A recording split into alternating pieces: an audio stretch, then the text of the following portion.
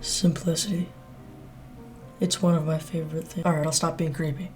If you know this channel, then you know two things for certain. One, I love Metal Gear Solid. And two, I love Dishonored. Two. And while these games are simple, more sad, they do have simple moments in them that really shine. I'm gonna give two examples, and then we're gonna get to the meat and potatoes of what I'm talking about. One of my favorite things to do in Metal Gear Solid 5, The Phantom Pain, isn't to run around nuking Sahelanthropus. Okay, that's not true. But I love to just drop in during nighttime and just walk around. Maybe drive around. Maybe look at the enemy base from afar and spy on a few soldiers, but not combat. My favorite part in the first Dishonored is after you've come away from a big emotional moment in the game's story. You exit the level, and you're just faced with this mass grave. It's dark and empty, and there's really nothing to do. Sometimes a train will come by and drop some more bodies and filling it up. Not filling it up.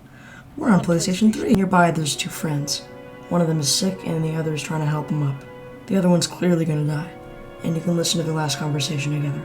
Something you may not know about me is that one of my favorite games ever is Dead Rising 1. And the setting of the game is Willamette Mall, and it is just filled with zombies.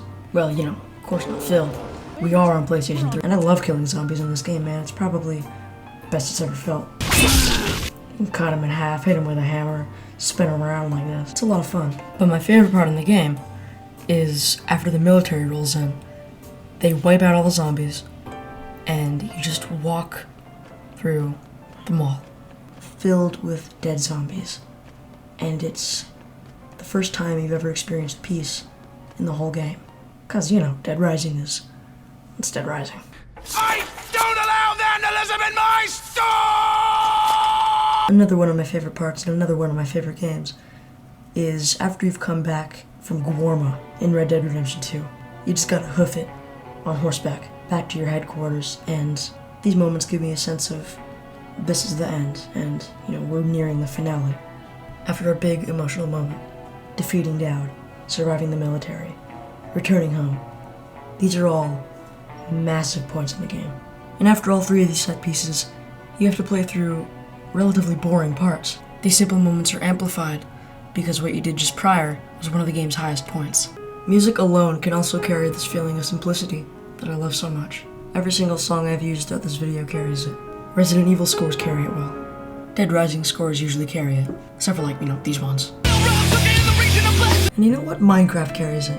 And while I may not love this game like I used to when I was younger, its soundtrack still holds a place in my heart. One of my all-time favorite songs that carries this feeling is one from Batman Telltale. You see, after you complete each episode, you are shown statistics for your choices, showing you how many people did or did not choose the same things you did. And the song that goes along with this is really cool.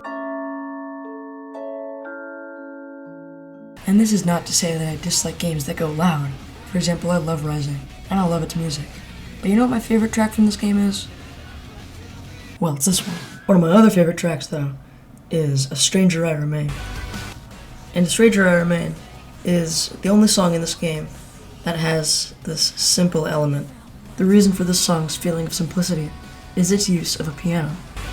It plays just a few notes at a time, and it gives it that feeling of simpleness. And to circle it back, Resident Evil 1 Remake consists entirely of this feeling. If you watched my last video, then you'd know I really adore this game. And it might just be my favorite Resident Evil game. Yeah, I know, Dead Aim's a keeper, but just can't beat it, man. This entire game is... it's boring. There are people I know who don't like this game because of how boring it is. But it just works, combined with the graphics and music. The graphics in this game are not very good by today's standard, but they just fit so perfectly. Like this. Shit. With the music and the gameplay, which, by the way, is just running around, moving different items, occasionally fighting a big snake. But it all just works. And while I know they're not very popular, I really do enjoy the fixed camera angles. There's just no way to control the camera, and the game does it for you. Just pictures of different angles in the same room. Something, you know, simple to it. This game should be terrible. It should be ugly, boring, not fun. But it just... everyone loves it. I love it. And it's all down to for me at least, this game's feeling of simplicity, and the icing on the cake.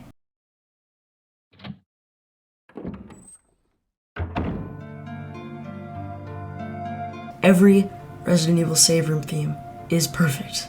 I don't really like 5 and 6s, they're barely Resident Evil games. And while I don't really have a favorite, Resident Evil 0, Resident Evil 3,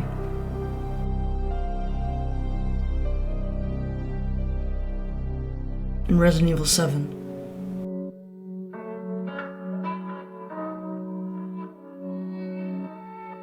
Do stand out to me among the rest. They're just so damn simple. But here's my Revolver Ocelot twist. Maybe it's not the simplicity that's so impactful, but the sadness that's so impactful.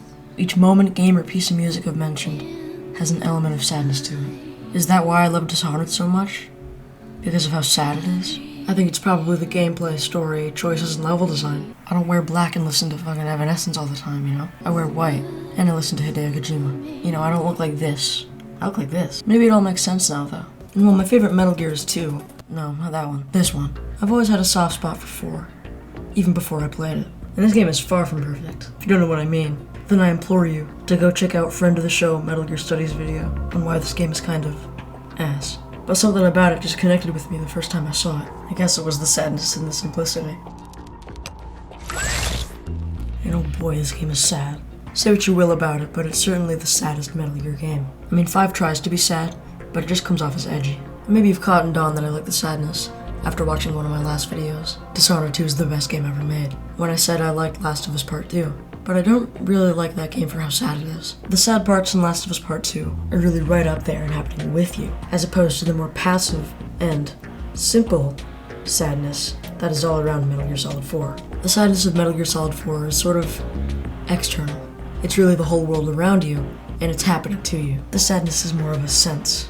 But in The Last of Us, you yourself are making the world a worse place. This is why whenever I try to complete Dishonored 2 on high chaos, I usually can't stomach it and I restart the story halfway through.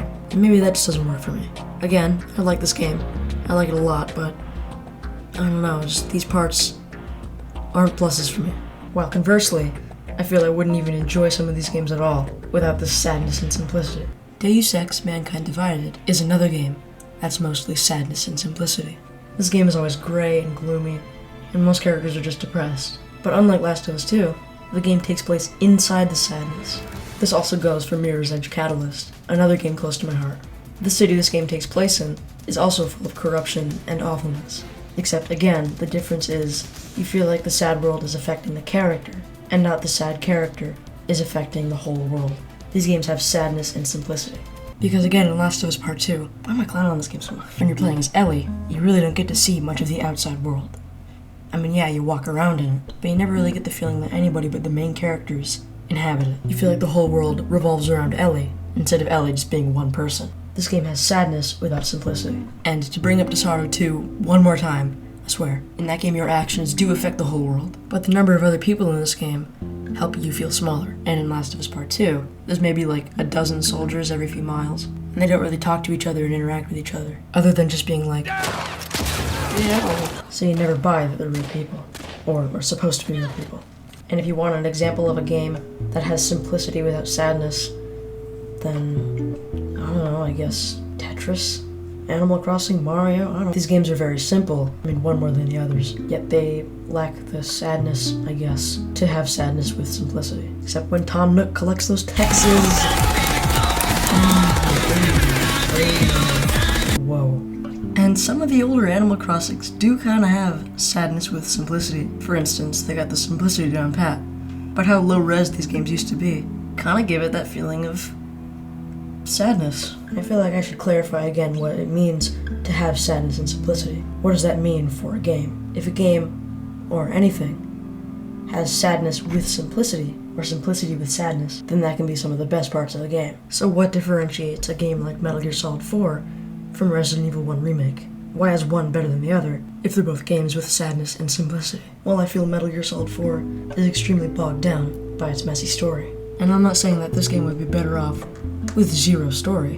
I mean, to some that may be. But no, I don't feel like it has to do that at all. Because games can have great stories and sadness with simplicity. For example, Metal Gear Solid 2. This game's everything is very sadness with simplicity. Its characters and its graphics and its music, they all give off that feeling. But this game's story is a masterpiece. It is my favorite Metal Gear Solid game, and I feel a large part of that is owed to its sadness and simplicity. What I want you to take away from this is the feeling of sadness and simplicity, which you must be tired of hearing by now, is seen in more things than just tone. Like in Animal Crossing's case, it's simply due to the resolution. Something as simple as that can give off a sense of sadness. This may not be a sad game, but just the way it looks gives off the sense that this game has been weathered. And to tie it all back to the beginning, this entire sense of sadness and simplicity can be just carried alone by one element of a game, whether that be graphics or just one piece of music.